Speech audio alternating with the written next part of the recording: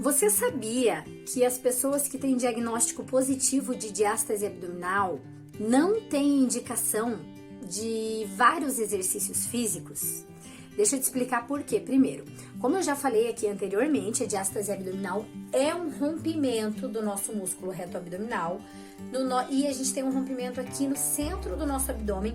Lembra a gestante? Quando a gestante tem aquele barrigão e tem bem no centro do abdômen uma linha? Aquela linha é a linha alba. A linha alba no centro é um conglomerado de colágeno e elastina.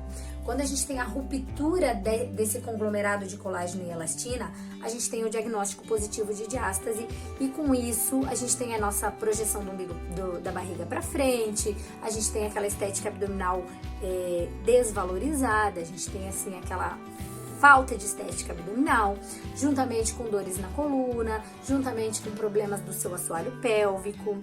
E quando a gente tem teste de diástase abdominal, ele deu positivo, quando a gente tem essa diástase abdominal, é contraindicado diversos exercícios.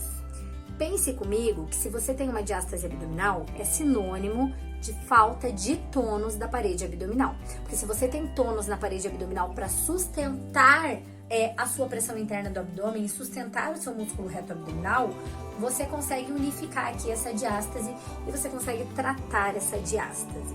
Então, se você já tem falta de tônus da parede abdominal, se você já tem uma incompetência abdominal, diversos exercícios tendem a prejudicar ainda mais a sua postura, a sua coluna, aumentar ainda mais a sua pressão intraabdominal e prejudicar a sua diástase abdominal. Normalmente, contraindica-se exercícios com muita carga, exercícios com muito impacto e exercícios de abdominais convencionais, aqueles abdominais que você conhece lá da academia, qualquer abdominal convencional. Se você tem um diagnóstico positivo de diástase, quer dizer que você não tem competência da sua parede abdominal. Quer dizer que você já tem a tendência de ter um estufamento da barriga para frente, porque você não tem tônus na musculatura para sustentar essa pressão e regular essa pressão interna do abdômen.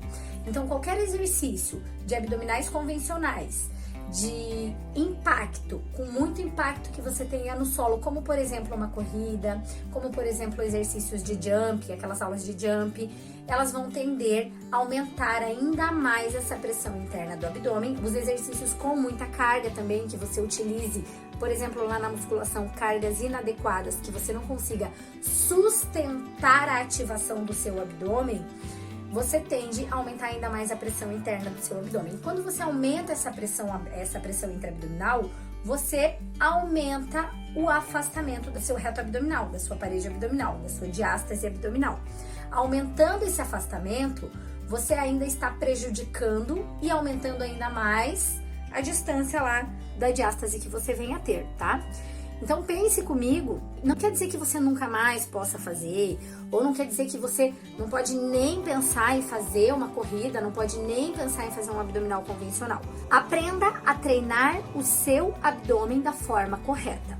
Quando você aprende a treinar o abdômen, você junta esse reto abdominal e você fecha essa diástase.